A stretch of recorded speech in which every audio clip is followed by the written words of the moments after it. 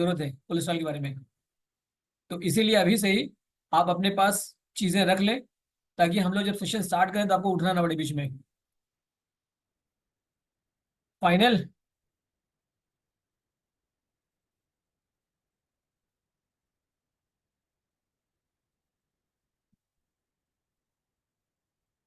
चलिए फिर,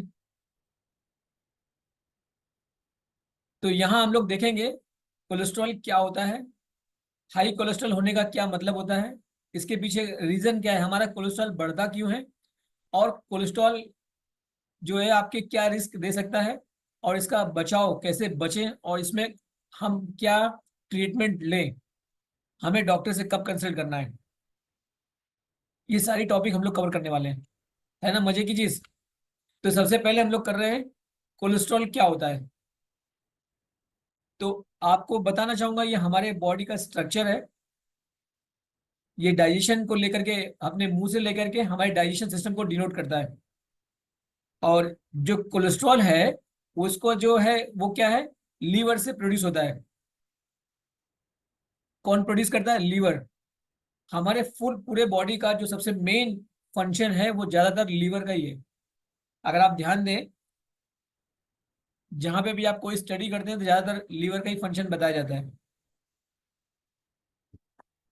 कोलेस्ट्रॉल कहाँ प्रोड्यूस हुआ, लीवर में प्रोड्यूस हुआ। प्रोड्यूस होने के बाद ये जो कोलेस्ट्रॉल है, एनिमल्स में, सारे एनिमल्स में पाए जाते हैं। मैंने शेर लगाया, इसका मतलब शेर में नहीं है, सारे एनिमल्स में कोलेस्ट्रॉल होते हैं, सारे सेल्स में होते हैं, सारे सेल मेम्ब्रेन्स होते हैं, हमारे बॉडी के हर पार्ट्स में ये कोलेस्ट्रॉल पहुंचते हैं।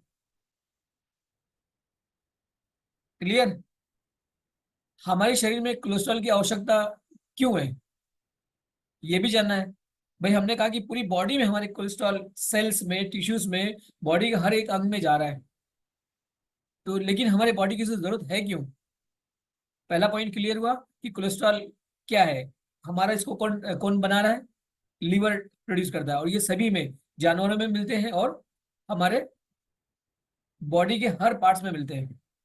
तो इसकी जरूरत इसलिए है कि हमारे सेल को डेवलप करता है, ये हमारे सेल का निर्माण करता है। कौन, कोलेस्ट्रॉल। ये हार्मोन्स भी बनाता है, कौन, कोलेस्ट्रॉल। बाइल जूस भी बनाता है, कौन, कोलेस्ट्रॉल। और फैट को डाइजेशन के लिए भी इसका जरूरत होती है। क्लियर। और सबसे बढ़िया बात जानते क्या है, जो सनरेज हम लेते हैं, विटामिन डी कन्वर्ट करने में भी ये काम करता है, फैट। इतनी सारी चीजें हैं,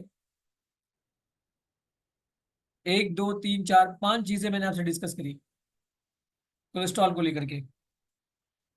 अब लिपोप्रोटीन और लिपिड प्लस प्रोटीन का फुल फॉर्म हुआ लिपोप्रोटीन।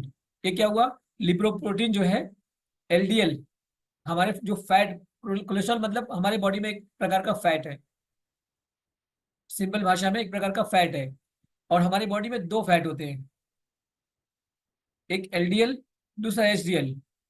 एक को गुड फैट बोलते हैं, एक को बैड फैट बोलते हैं। तो लिपोप्रोटीन जो है एलडीएल, मतलब क्या हुआ ये, अगर इसकी मात्रा अगर आपकी बॉडी में सही है तो ठीक है, लेकिन फिर भी ज्यादा हुई तो प्रॉब्लम बनी, वैसे बैड फैट कहलाता है ये लेके चला कहाँ, सेल, पूरे सेल पे, पूरे टिश्यूज पे पूरा जाता है, हमारे बॉडी के जितने टिश्यूज हैं उन सब पर जाकर इसको पहुंचाता है।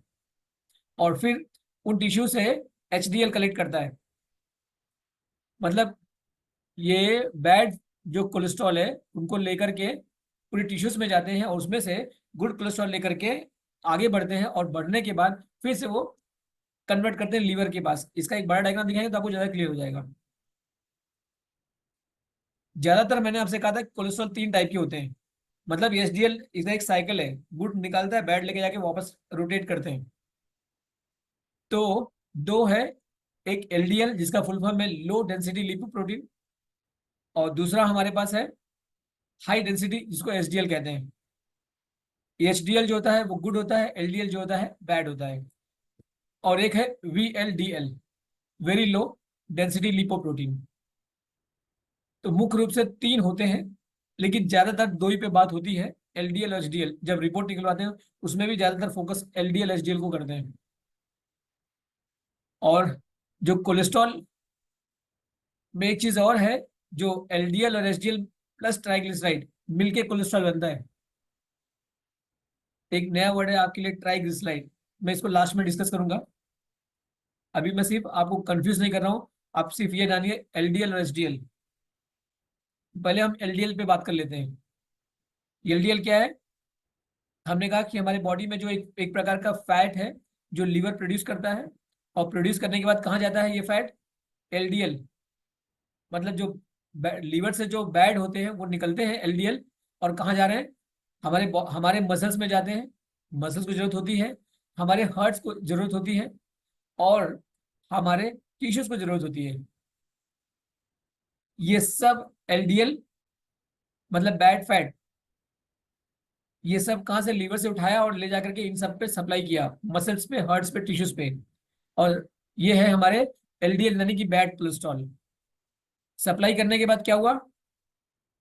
बैड कोलेस्ट्रॉल का मतलब क्या हुआ? एक पिक्चर दिखा रहे हैं आपको। ये हमारे वेन्स में जब एक्स्ट्रा बढ़ना शुरू हो जाता है, जब आपका कोलेस्ट्रॉल इकट्ठा होता है और इकट्ठा होकर के आपकी वेन्स को दबाना शुरू करता है, और फिर आपका फ्लो, वेन से फ्लो होना कम हो जाता है, तब ये बैड हो जाता है। अगर आपका एक एवरेज पर है, जितनी जरूरत है, क्योंकि आपको एलडीएल की भी बॉडी में जरूरत है, अगर ज्यादा नहीं हुआ, अगर एवरेज में रहा तब तो ठीक है, नहीं तो इस हिसाब से आपके नर्व्स को दबा, टिश्यूज को आपके जो है इनको वेन्स को प्रेशर करना शुरू कर देता है।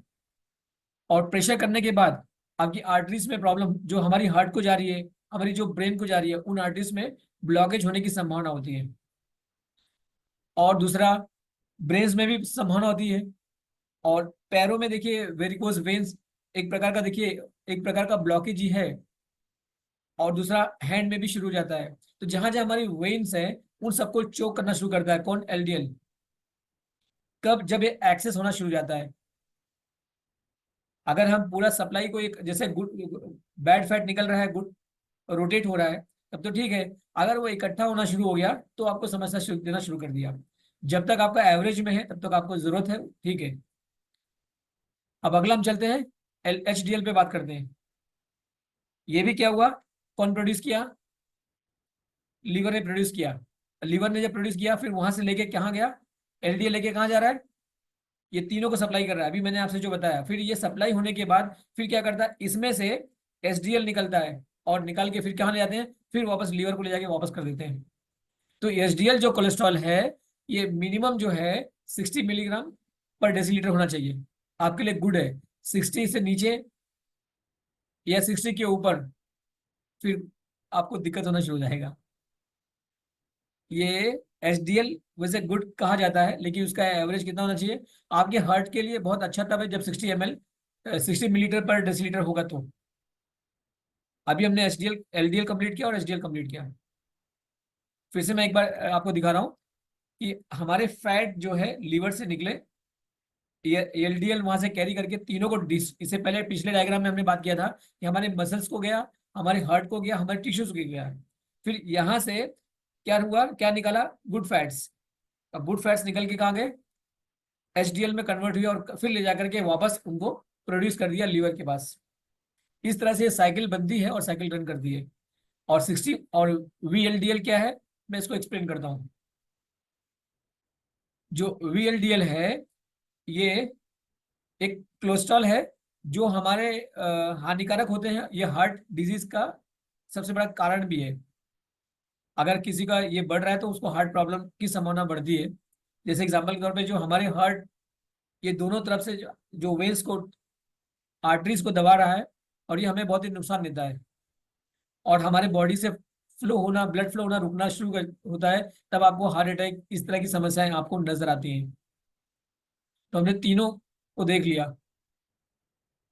अब सवाल ये है कि हमारे बॉडी में कोलेस्ट्रॉल बढ़ता क्यों है?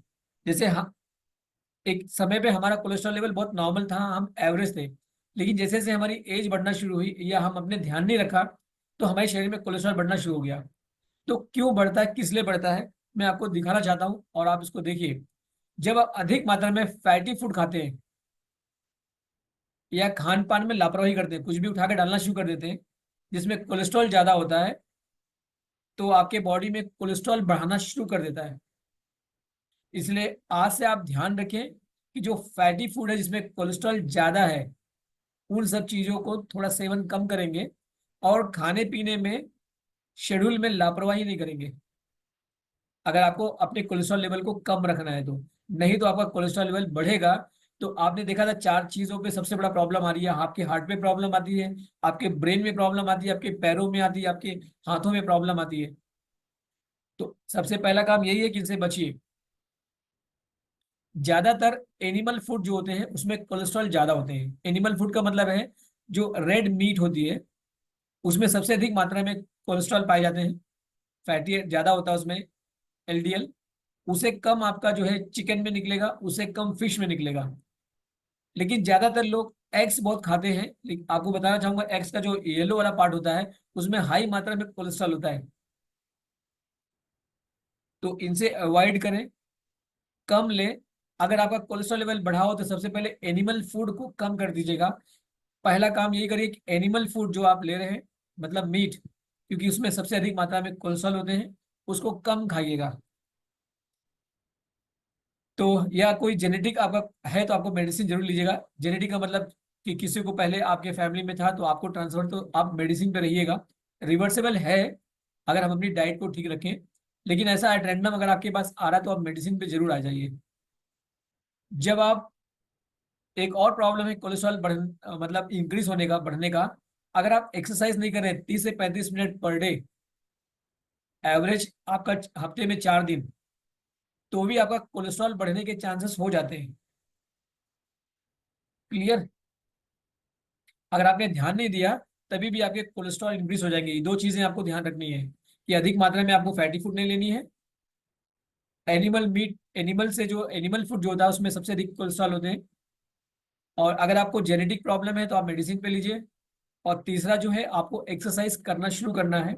अगर एक्सरसाइज नहीं कर रहे फिर आपको क्या हो रहा है, आपका कोलेस्ट्रॉल को इंक्रीज कर रहे हो। उसके बाद जब हमारा शरीर, आप वेट ज्यादा हो रहा है तभी भी आपका कोलेस्ट्रॉल इंक्रीज हो रहा है, आपके हार्ट की प्रॉब्लम होने के चांसेस बढ़ जाते हैं। आप इनको पहचानते हैं दोनों को? नहीं पहचानते तो पहचान जाइए। जब आप अपने खान पान पे ध्यान नहीं रखेंगे ना, तो हमारी बॉडी का स्ट्रक्चर इस हिसाब से बदलता जाएगा। और फिर आपको, आपके अंदर 2-2 3-3 लोग आपके ही, आपकी शरीर को 2-2 3-3 लोग आपके अंदर जा चले जाते हैं। मतलब आपका जो जैसे 50 किलो वेट है तो 50 किलो, एक लोग और 50 किलो आगे 100 किलो हो गया, एक लोग और आगे 150 किलो हो गया। तो आपकी बॉडी में 3-3 लोग को लेके आप चल रहे होते हैं। तो इसलिए आपको ये ध्यान रखना है कि हम ओवरवेट ना होने पाए, हमारा जो आइडियल वेट है हम उसी पे रहें। ये भी हमारे कोलेस्ट्रॉल को बढ़ाने का एक कारण है। और दूसरा आनुवंशिक कारण भी हो सकता है कोलेस्ट्रॉल बढ़ाने का, बिगड़ जो आपका डिस्टर्ब होता है उसके लिए भी। अब हमने कारण पढ़ लिया, अब हम देखते हैं कि इसको कैसे कंट्रोल किया जाए या इसका संतुलन कैसे कर सकते हैं। अभी जितना हम लोग ने कंप्लीट किया उसमें अगर आपको डाउट बना तो लिखे रहिए, लास्ट में फिर से एक बार हम लोग डिस्कस कर लेंगे उसमें।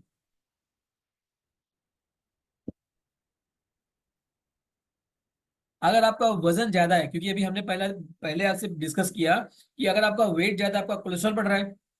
अगर आपका वेट ज्यादा है तो सबसे पहला यही करना है कि हम आइडियल वेट पे आ जाए। वेट लॉस नहीं करने के लिए हम आपको करें आइडियल वेट, जो आपका वेट आपके हाइट और के हिसाब से होना चाहिए उतना आपका हो जाए। वो कितना होना चाहिए तो हम इसको आगे, हमारे पास स्लाइड है, आप चिंता करिए वहीं चलेंगे। तो मैं भी आपको, लेकिन यहाँ बात आई उसकी तो मैं आपको कंटिन्यू कर दे रहा हूँ कि अगर आपकी हाइट जितना सेंटीमीटर में है, मोटा मोटा उसमें 100 घटा दीजिए। जैसे 152 सेंटीमीटर है तो 100 घटाइए, आपको 50, आपको 52 किलो आपका होना चाहिए। आपका हाइट 160 सेंटीमीटर है, 100 घटाइए, आपको 60 किलो होना चाहिए। तो ऐसे आपको आइडियल वेट पे आना है। दूसरा, तो अपने जो हम जो फूड लेते हैं उसमें हमारा कम कोलेस्ट्रॉल होना चाहिए, कम कोशिश करना है। या हमारा जो व्यंजन है जो हम लेते हैं वो कम कोलेस्ट्रॉल होना चाहिए। और फास्ट फूड जो होता है, अगर आप कोलेस्ट्रॉल के शिकार हो चुके हैं तो फास्ट फूड से दूर रहिए। कोशिश करिए कि हमें फास्ट फूड ना लेना पड़े। ना खाएं चलेगा लेकिन फास्ट फूड नहीं। आगे हम आपसे बात करना चाहेंगे, अगर आप एक्सरसाइज कर रहे हैं, योगासन कर रहे हैं या प्राणायाम कर रहे हैं तो ये आपको कोलेस्ट्रॉल लेवल को मतलब कंट्रोल करने में आपको सपोर्ट देता है। अगर आपको एक्सरसाइज कर रहे हैं या योगासन योग कर रहे हैं या प्राणायाम कर रहे हैं या जुम्बा कर रहे हैं मतलब कोई भी आपकी बॉडी का एक्सरसाइज हो रहा है, दैट मीन्स आप अपने कोलेस्ट्रॉल लेवल को नियंत्रण करने में आप सपोर्ट करेंगे। ज्यादा से ज्यादा भोजन में आपका फाइबर होना चाहिए। फाइबर, जैसे फल ले, सब्जी ले, अनाज खाएं, मतलब आपका क्या है, फाइबर अगर होना चाहिए। अगर फाइबर नहीं है और आप मीठा ले लिए या आप उसको खा रहे हैं, तो आपका कोलेस्ट्रॉल को कंट्रोल नहीं कर पाएंगे आप। देखिए, अगर आपने एलिफेंट को शुगर केन मतलब ना बहुत ज्यादा पसंद है, लेकिन कितने लोग ने देखा है कि वो एलिफेंट जो है, शुगर मतलब उसमें से गन्ना चूस के फेंक देता है, तो पूरा गन्ना खा जाता है। मतलब फाइबर जो था, फाइबर साथ में मीठा खाया। अगर आप मीठा ले रहे हैं, शुगर ले रहे हैं, अगर फाइबर है तो आपको वो नुकसान नहीं देगा। इसलिए फाइबर एक बहुत बड़ा रोल प्ले करता है। अगर आप अपने बॉडी में फाइबर को बढ़ा रहे हैं, दैट मीन्स आप कोलेस्ट्रॉल को ओवरकम कर रहे हैं। अब मैं आपको कुछ फूड बताता हूँ। मैंने अभी आपको जो बताया वो फूड नहीं थे, वो क्या थे, हमारी बॉडी की एक्टिविटी पे ध्यान रखना था। जैसे हमारा ओवरवेट हो गया, हम उस पर हमने बात किया, एक्सरसाइज पे बात किया। अब मैं आपको कुछ खाने की चीज बता रहा हूँ जिसको लेने से आपका जो कोलेस्ट्रॉल लेवल थोड़ा सा लेवल में आ सकता है। जैसे ओट्स और बैरली। अगर आप ओट्स और बैरली ले रहे हैं तो अपने कोलेस्ट्रॉल लेवल को नियंत्रण में ला सकते हैं। मतलब एलडीएल घटा घटा कम करते हैं, एसडीएल गुड फैट्स बढ़ाते हैं। अपने खाने में जितना ज्यादा आप एसडीएल बढ़ाइए, आपकी बॉडी में जितना एसडीएल बढ़ेगा उतना आपके हार्ट के लिए अच्छा रहेगा। ओट्स और बैरली में बीटा ग्लूकेन होता है, एक प्रकार का सोल्यूबल फाइबर है। अब सोचिए फाइबर का कितना बड़ा रोल है, हम खाने में भी फाइबर ढूंढ रहे हैं। और तो अगर ओट्स और बैरली ले रहे हैं तो इसमें ग्लूकेन नाम का एक फाइबर है जो सोल्यूबल फाइबर बोला जाता है। वो उसकी वजह से हम अपने कोलेस्ट्रॉल लेवल को कंट्रोल कर पाने में या उसको नियंत्रण कर पाने में या उसको मेंटेन कर पाने में बहुत ही सहायक होता है। फ्रूट्स, नट्स और सलाद में भी इसको मिला के या रोटी बना करके भी ओट्स और बैरली का आप खा सकते हैं। जैसे अगर आपको डाइट बनाने में मजा नहीं आ रहा है तो आप उसको फ्रूट्स में मिला लीजिए, सलाद मिला दिए, नट में मिला लीजिए, या इसका रोटी बना के भी, छोटी छोटी रोटियां बना के भी आप खा सकते हैं, जिसकी वजह से आपकी बॉडी में ये ओट्स और बैरली जाएगा तो ग्लूकेन नाम का फाइबर बढ़ेगा और आपको कोलेस्ट्रॉल में सपोर्ट करेगा। ऐसा मैं नहीं कह रहा हूँ, एक रिसर्च है नेशनल लाइब्रेरीज ऑफ मेडिसिन में, उनका एक रिसर्च है, NIH शॉर्टकट में बोलते हैं। उनके रिसर्च में ये बता रहा है, जो मैं आपसे कह रहा हूँ उनके रिसर्च में नीचे लिखा हुआ है कि एलडीएल को क्या कर रहा है और एचडीएल के साथ क्या कर रहा है। और ये 1960 से ये रिपोर्ट्स में उन्होंने देखा है इस चीज को लेकर के। तो ये अभी मैंने जो भी इंफॉर्मेशन दिया, ये इंफॉर्मेशन एक प्रूवन है, ये ऐसा ये है, तो ऐसा ये रिसर्च बता रहा है। तो पहले मैंने आपसे कहा था कि ओट्स और बार्ली अपने भोजन में ले। दूसरा हम आपसे कहना चाहेंगे वॉलनट और आलमंड्स लेने के लिए, कोलेस्ट्रॉल के लिए।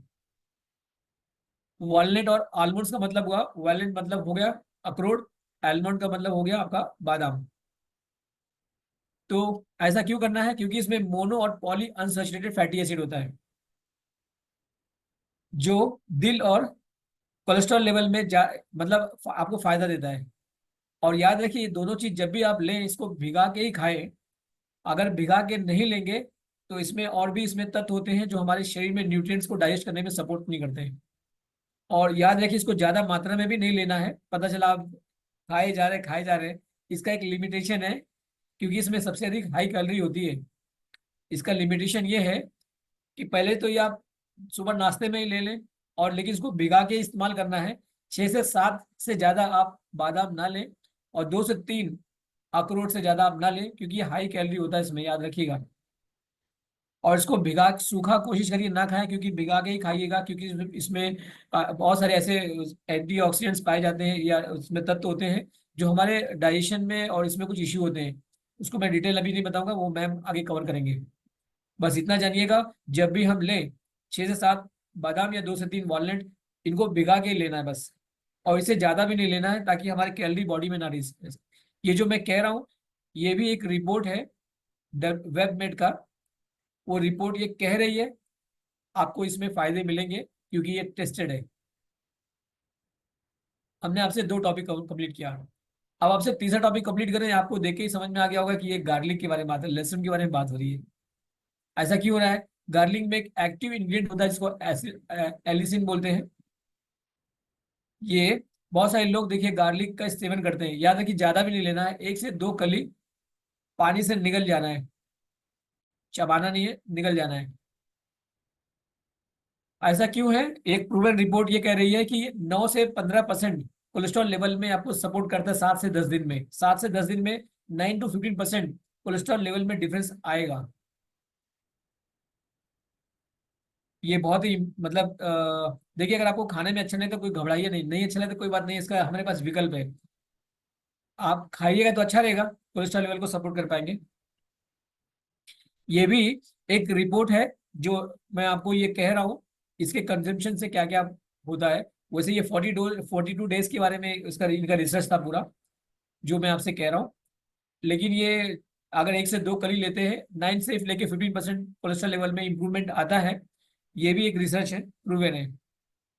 हमने 3 प्रोडक्ट के बारे में बात किया, 3 डाइट के बारे में बात किया, और चौथा आपसे बात करेंगे लेग्यूम्स के बारे में, जिसमें बीन्स है, लेंटिल्स है, चना, मटर है।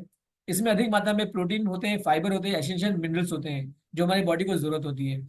जैसे कई प्रकार की दालें हैं, और हमारा देखिए राजमा है, ये सब भी हमें लेना चाहिए कोलेस्ट्रॉल लेवल को कंट्रोल में लाने के लिए। ये भी मैं जो कह रहा हूँ ये एक रिसर्च है, और ये रिसर्च के इस वजह से ही आपको मैं कह रहा हूँ, रिसर्च उसी का है, NIH का है।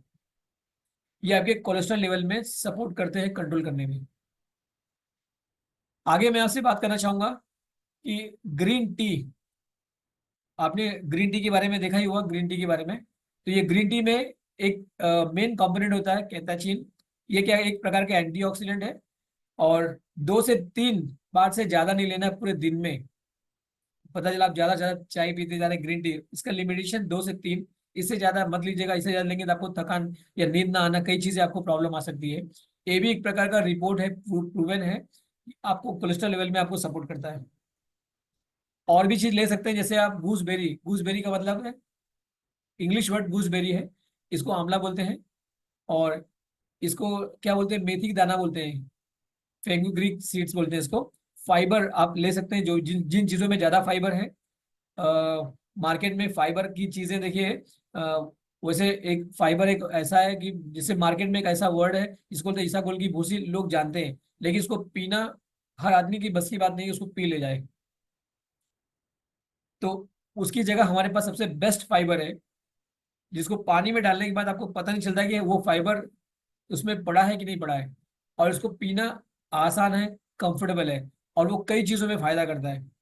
वो हम आगे चल के बात करेंगे इस पे। बस ये मान चलिए, विटामिन सी भी आपको कोलेस्ट्रॉल में बहुत अच्छा सपोर्ट करता है। तो हमने कुल मिला के 4 इधर और 5 उधर, लगभग 9-10 चीजों के बारे में जाना, जो हमारे कोलेस्ट्रॉल लेवल को संतुलित संतुलित करने में आपको सपोर्ट करता है। अब हम चल रहे हैं इन पे टेस्ट क्या होती हैं।